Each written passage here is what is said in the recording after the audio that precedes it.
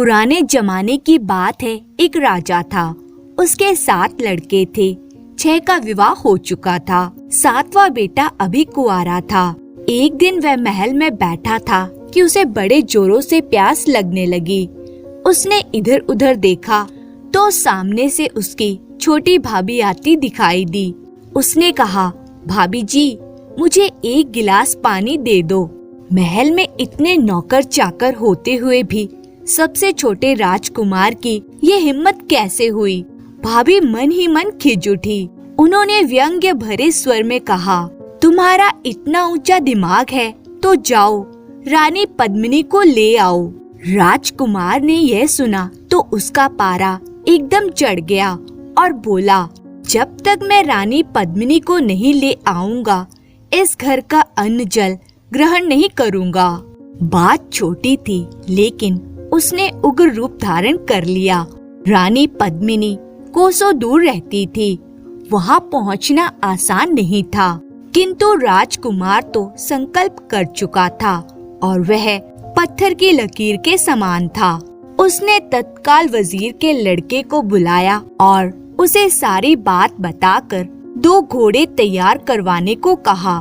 वजीर के लड़के ने उसे बार बार समझाया कि रानी पद्मिनी तक पहुंचना बहुत मुश्किल है, पर राजकुमार अपनी हट पर अड़ा रहा। उसने कहा, चाहे कुछ भी हो जाए, बिना रानी पद्मिनी के मैं इस महल में पैर नहीं रखूंगा। 2 घोड़े तैयार किए गए। रास्ते में खाने पीने के लिए सामान की व्यवस्था की गई और राजकुमार तथा वजीर का लड़का रानी पद्मिनी की खोज में निकल पड़े। उन्होंने पता लगाया तो मालूम हुआ कि रानी पद्मिनी सिंघल द्वीप में रहती है, जहां पहुंचने के लिए सागर पार करना होता है। फिर रानी का महल चारों ओर से राक्षसों से घिरा है। उनकी किलेबंदी को तोड़कर महल में प्रवेश करना असंभव है। राजकुमार ने कहा, तीर एक बार तरकश से छूट जाता है तो वापस नहीं आता। मैं तो अपने वचन को पूरा करके ही रहूंगा। वजीर का लड़का चुप रह गया और दोनों अपने अपने घोड़ों पर सवार होकर रवाना हो गए। चलते चलते एक तालाब आया। सूरज सिर पर आ गया था। वहाँ वे दोनों रुक गए। उन्होंने भोजन किया और थोड़ी देर विश्राम किया। फिर आगे चल पड़े।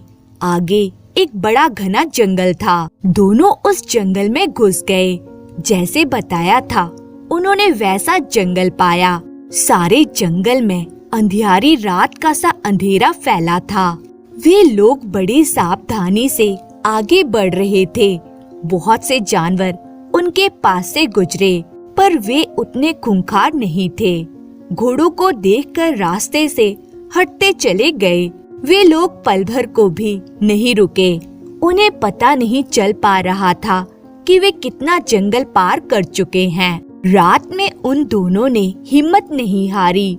उनके हौसलों के सामने जंगल ने हार मान ली। जंगल समाप्त हुआ, खुला मैदान आ गया। दिन ढल गया था। मारे थकान के दोनों पस्त हो रहे थे। वजीर के लड़के ने कहा, अब हम यही कहीं कोई अच्छी सी जगह देखकर ठहर जाते हैं। हम लोगों की ताकत जवाब दे रही है और हमारे घोड़े भी थक चुके हैं। राजकुमार ने उसके प्रस्ताव को मान लिया। कुछ कदम आगे बढ़ने पर पेड़ों की एक झुरमुट में उन्होंने डेरा डाला और फिर खाना खाकर सो गए। जैसे तैसे सवेरा हुआ, वजीर के लड़के ने राजकुमार को उठाया।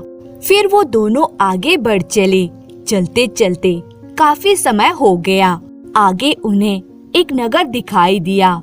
उसे देखकर वजीर के लड़के को याद आया कि यह तो एक जादू की नगरी है। दोनों ने नगर में प्रवेश किया। राजकुमार नगरी के बनावट और सजावट को देखकर मुग्ध हो गया। बोला, वाह क्या नगरी है।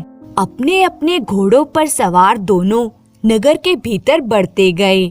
फूलों और लताओं से सजे एक बगीचे को देखकर राजकुमार अपने घोड़े पर से उतर पड़ा और बगीचे की शोभा निहारने लगा।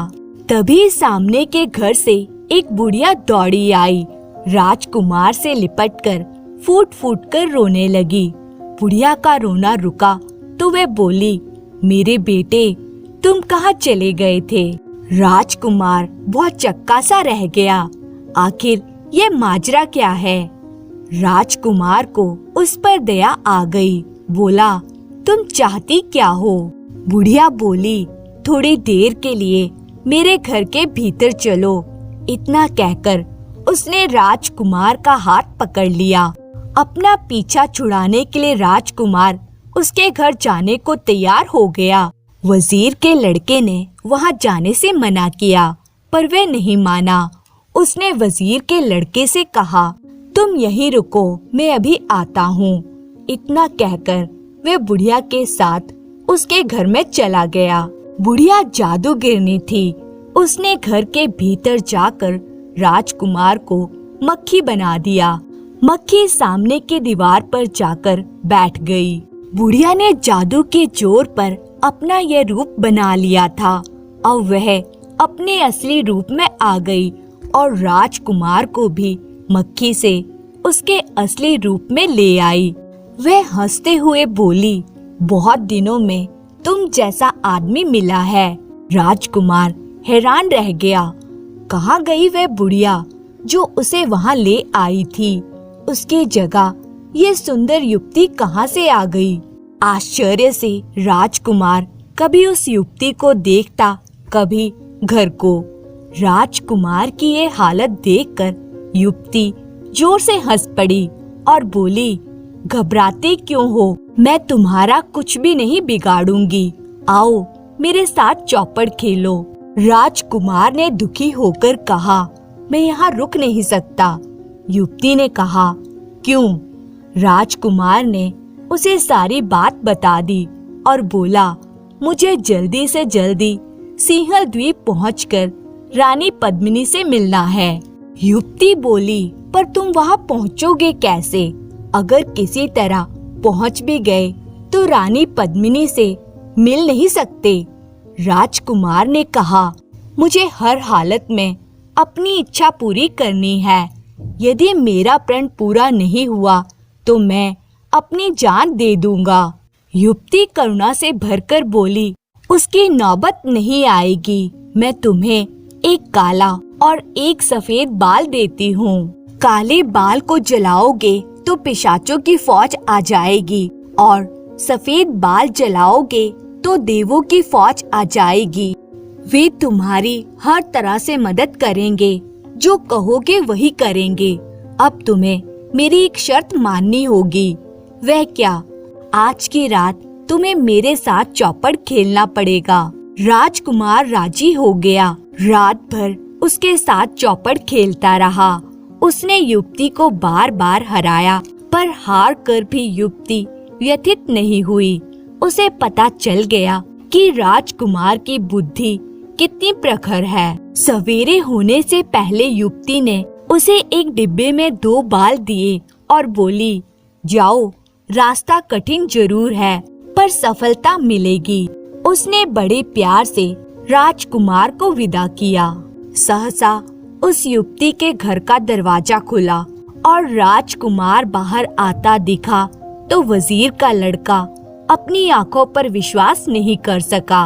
वह दौड़कर राजकुमार से लिपट गया और बच्चों की तरह फूट फूट कर रोने लगा। राजकुमार ने उसे ढांढस बंधाया और बोला, मित्र, घबराने की जरूरत नहीं है। जो होता है अच्छा ही होता है। इसके बाद उसने जादूगरनी की पूरी कहानी उसे कह सुनाई। अब उन्होंने फिर आगे का रास्ता पकड़ा। रात होने से पहले उन्हें एक आश्रम मिला। उस आश्रम के बाहर एक साधु बाबा बैठे थे। राजकुमार का मन हुआ कि रात को वही आश्रम में साधु बाबा के पास ठहर जाएं। उसने अपने साथी से सलाह की और साधु के पास जाकर बोला, प्रणाम ऋषिवर, हम मुसाफिर हैं, बहुत दूर से आ रहे हैं।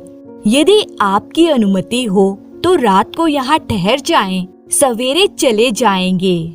साधु बोला, तुम आराम से ठहरो और जब तक मन करे हमारे साथ रहो। राजकुमार को यह सुनकर बड़ी खुशी हुई। उन्होंने घोड़े को बांध दिया। बातें होने लगी। साधु बाबा बहुत पहुंचे हुए व्यक्ति थे। जब वे बोलते थे ऐसा प्रतीत होता था मानो उनके मुख से फूल झड़ रहे हो। उन्होंने पूछा, तुम लोग कहाँ से आ रहे हो, कहाँ जा रहे हो, तुम्हारी यात्रा का उद्देश्य क्या है? राजकुमार ने सारी बात विस्तार से बता दी। साधु बाबा बोले, वत्स, तुम्हारा काम तो आकाश से तारे तोड़ लाने के समान है। अच्छा, मैं तुम्हें एक ऐसी भभूत दूंगा जिसे खाकर तुम सबको देख सकोगे, पर तुम्हें कोई नहीं देख सकेगा। और हाँ, गायब होने के बाद जब तुम दोबारा से भभूति खाओगे तो तुम सबको दिखने लगोगे। राजकुमार को भभूति सौंपते हुए बोले, इसे संभाल कर रखना। राजकुमार ने बाबा का आशीर्वाद मानते हुए भभूति ले ली। बाबा बोले, तुम लोग 3-4 दिन यहाँ विश्राम करके आगे बढ़ो। थके होंगे तो लड़ोगे कैसे? ताजे होंगे तो पहाड़ की चोटी पर सहज ही पहुँच जाओगे। वे दोनों 4 दिन के लिए आश्रम में रुक गए। बाबा जी के पास अनुभवों का अनंत भंडार था। उनका लाभ वे इन दोनों को देते रहे। उन्होंने अंत में जोर देकर कहा, अपने किए पर अभिमान मत करना, साथ ही अपने मार्ग पर दृढ़ता पूर्वक डटे रहना। 4 दिन बाद आश्रम से वे दोनों बड़े तड़के ही रवाना हो गए। अभी उनकी मंजिल काफी दूर थी। बिना रुके वे चलते गए। दिन चढ़ाया, तब वे एक जलाशय के किनारे रुके, स्नान किया, भोजन किया और थोड़ी देर विश्राम करके आगे बढ़ चले। रात होने पर एक घने पेड़ के नीचे रात बिताने के लिए रुक गए। वजीर का लड़का तो सो गया, पर राजकुमार को नींद नहीं आई। थोड़ी देर में देखता क्या है कि उस पेड़ पर एक तोता और एक मैना आकर बैठ गए। उनमें बातें होने लगी। राजकुमार पक्षियों की भाषा जानता था। वे ध्यान से उनकी बातें सुनने लगा। तोते ने कहा, मैना, कुछ कहो जिससे रात कट जाए। मैना बोली, आप बीती कहूँ या पर बीती कहूँ? तोते ने कहा, अरे आप बीती तो रोज ही सुनते रहते हैं, आज पर बीती कहो। मैना बोली, इस नगर के राजा की एक लड़की है, वे बड़ी सुंदर है। राजकुमारी बहुत दिनों से बीमार है। दुनिया भर के वैद्य उसका इलाज कर चुके हैं, पर वह ठीक नहीं होती। बेचारा राजा परेशान रहता है। उसकी वही अकेली औलाद है। तोते ने कहा, यह तो बड़ी हैरानी की बात है। मैना ने व्यथित स्वर में कहा, हैरानी की बात तो है ही। राजा ने यहाँ तक ऐलान कर दिया है कि जो कोई राजकुमारी को अच्छा कर देगा वह उसी से अपनी बेटी का ब्याह कर देगा। राजकुमारी को पाने के लालच में दुनिया भर के वैद्य आ रहे हैं, पर कोई भी उसे ठीक नहीं कर पाया। तोता बोला, राजकुमारी की बीमारी को दूर करने का कोई रास्ता नहीं है क्या? मैना बोली, रास्ता है।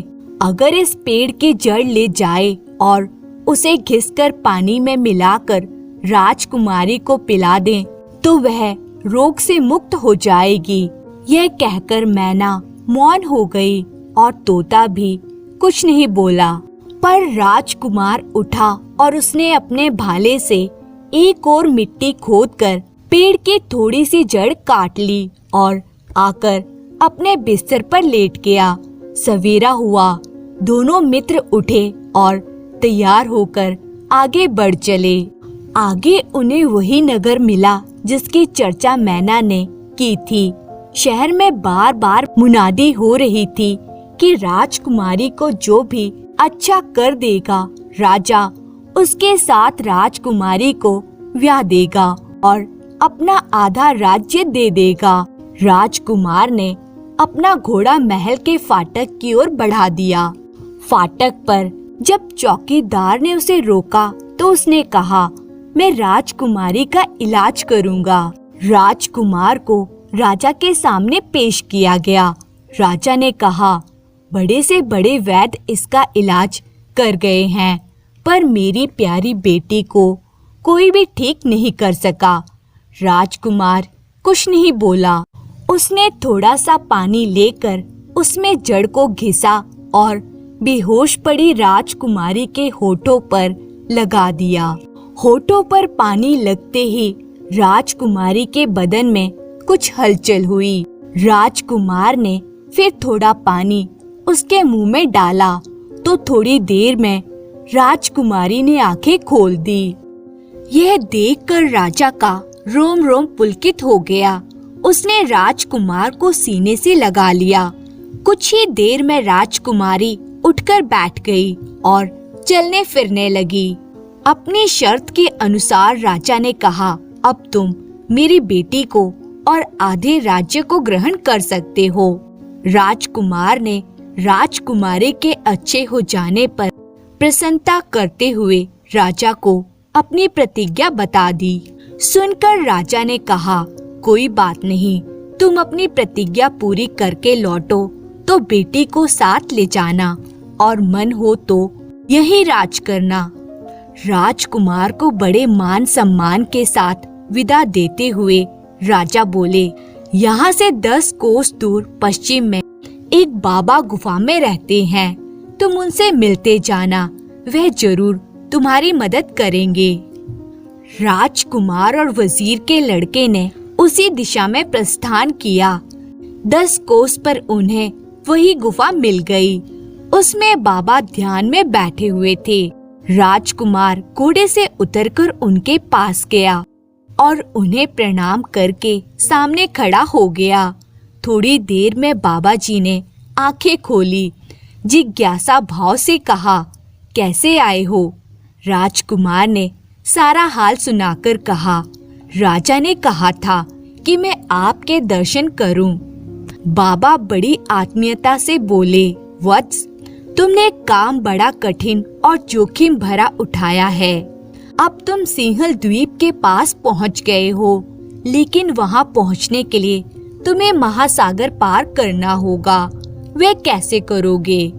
राजकुमार ने कोई झिझक नहीं दिखाई और बोला, बाबा, जो शक्ति मुझे यहाँ तक ले आई, वही शक्ति इस कठिनाई का रास्ता भी निकालेगी। बाबा बोले, शाबाश वत्स, आदमी तो निमित्त है, काम शक्ति ही कराती है। इतना कहकर बाबा ने खड़ाओं की एक जोड़ी उसे देते हुए कहा, इन्हें पहनकर तुम सहज ही समुद्र पार कर जाओगे। जाओ, मेरा आशीर्वाद तुम्हारे साथ रहेगा।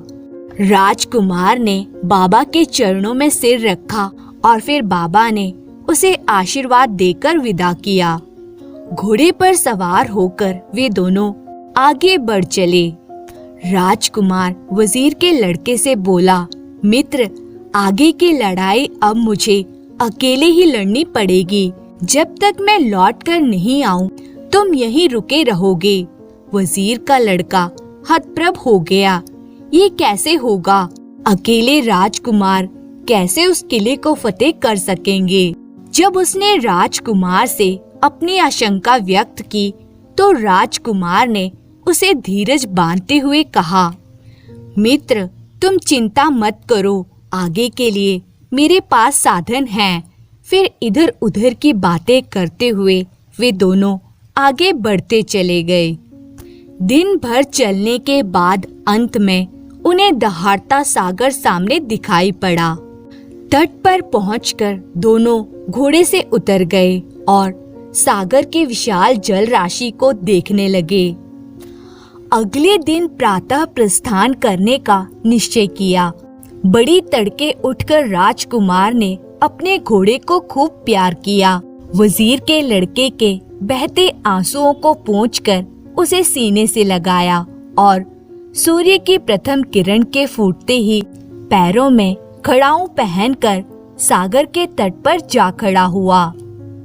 उसके बाद ज्यों ही पानी में पैर रखा, उसका सारा बदन कांप उठा। लेकिन तभी उसने अनुभव किया कि वह पानी पर ऐसे खड़ा है जैसे धरती पर खड़ा हो। फिर तो वह एक एक कदम रखते हुए आगे बढ़ने लगा। वजीर का लड़का आश्चर्य से देख रहा था कि पानी पर ये इस प्रकार कैसे चल रहा है। धीरे धीरे राजकुमार आंखों से ओझल हो गया। राजकुमार का वह पूरा दिन सागर पर चलते चलते बीत गया।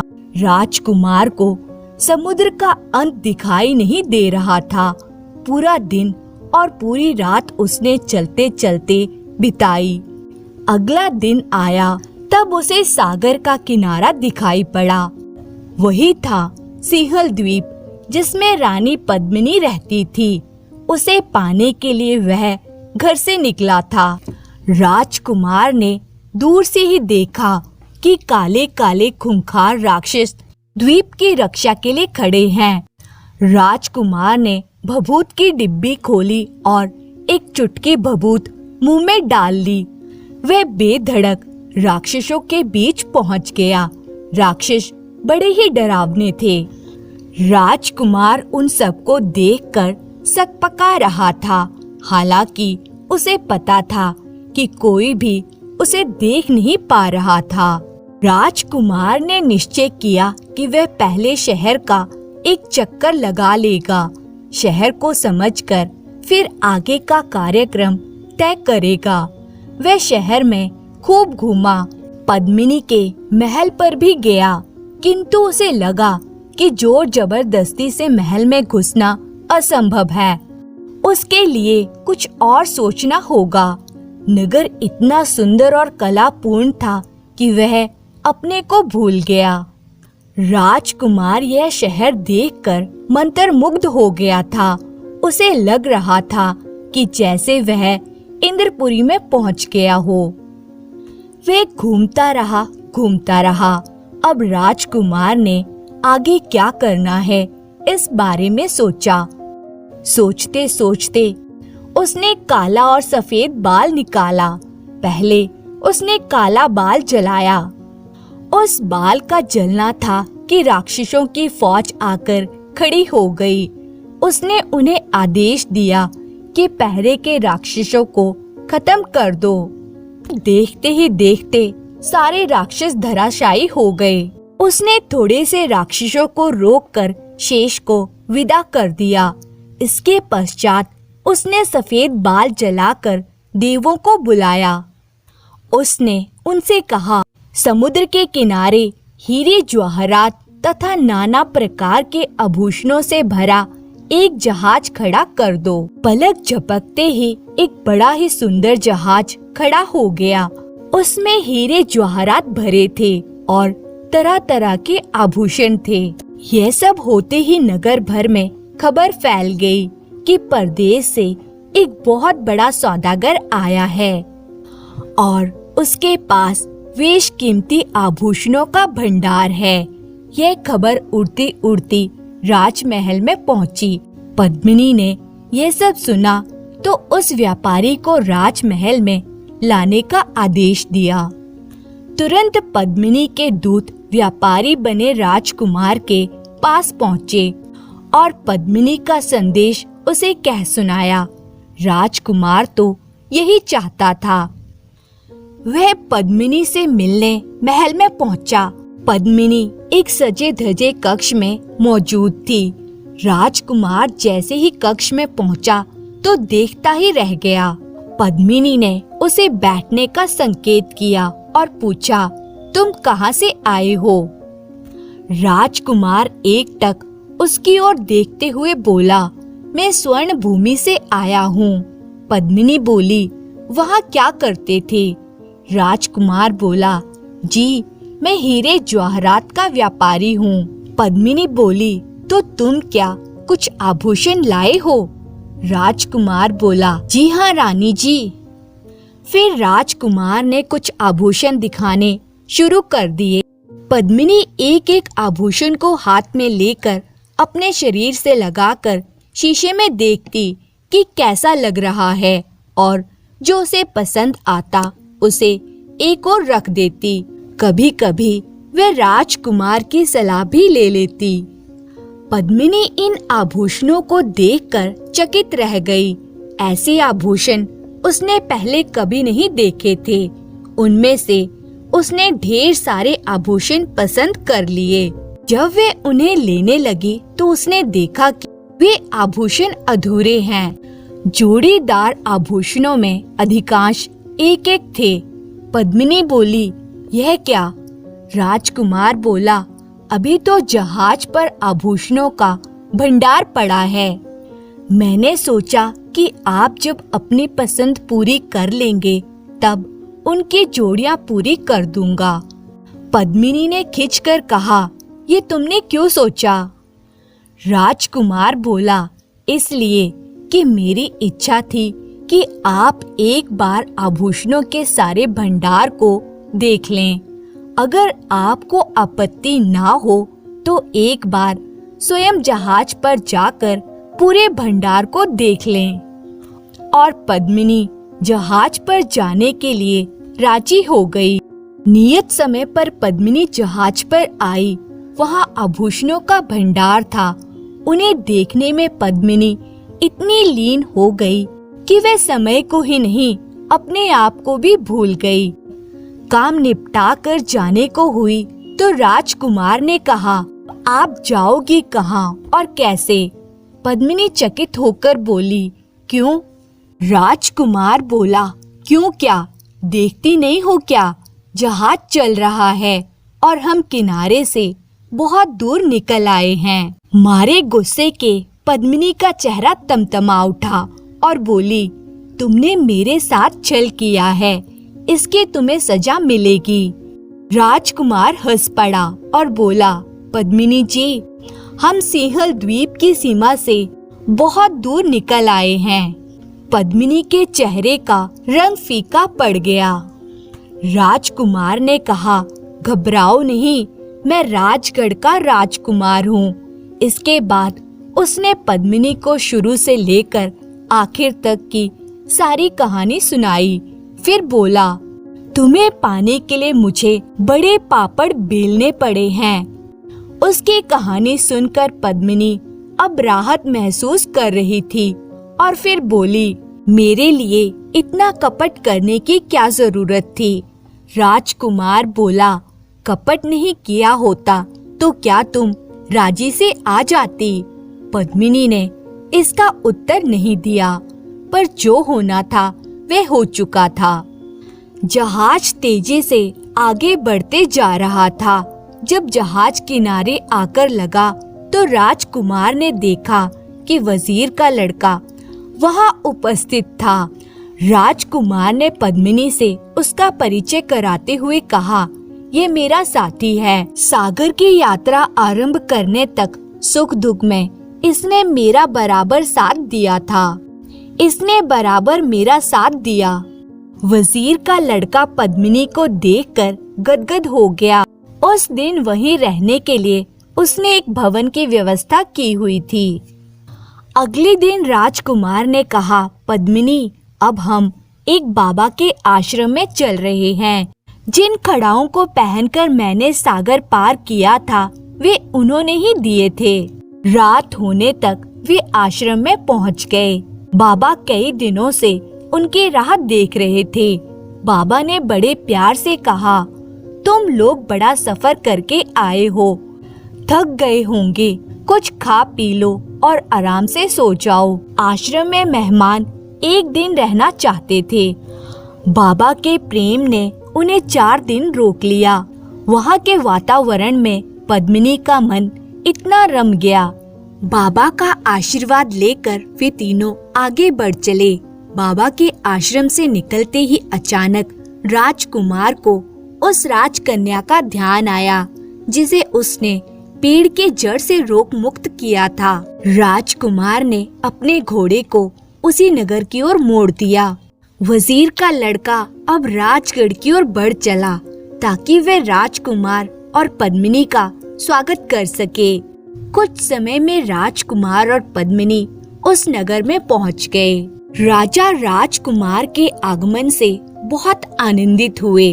उन्होंने राजकुमार और पद्मिनी का पूरे सम्मान के साथ स्वागत किया। राजा ने राजकुमार से राजकुमारी को साथ ले जाने का अनुरोध किया तो राजकुमार ने सहर्ष स्वीकार कर लिया। लेकिन जब राजा ने अपना आधा राज्य देने का प्रस्ताव रखा तो राजकुमार ने उसे लेने से मना कर दिया।